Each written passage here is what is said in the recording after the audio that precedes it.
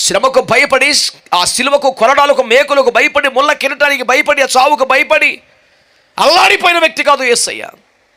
యేసు పాపం చేయలేదు, యేసులో పాపము లేదు. కానీ విశ్వమానవులందరి పాపాన్ని తన మీద వేసుకున్నాడు.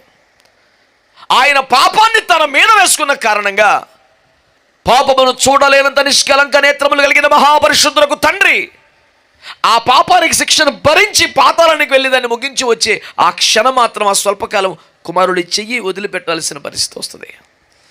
అది శాశ్వతం కాదని తండ్రికి తెలుసు, కుమారునికి తెలుసు. అది వెళ్ళి దాన్ని పాతిపెట్టి వచ్చే క్షణం వరకని తండ్రికి తెలుసు, కుమారునికి తెలుసు. కానీ ఆ ఎడబాటును తట్టుకోలేక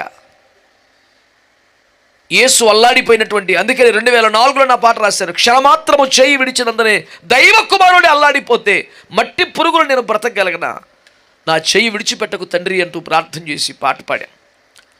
కాబట్టి దేవుని బిడ్డలారా, యేసు ప్రభు భరించలేనిది, వద్దను కోరుకున్నది, తప్పిస్తే బాగుండని కోరుకున్నది, దేవుడు చెయ్యి విడిచిపెట్టే సహవాసం, సంబంధం తెగిపోయే ఆ ఒక్క గడియ గురించి అల్లాడండి తప్ప ఈ శ్రమకు, కష్టానికి భయపడిన వాళ్ళకం కాదని మీకు మనవి చేస్తున్నాను.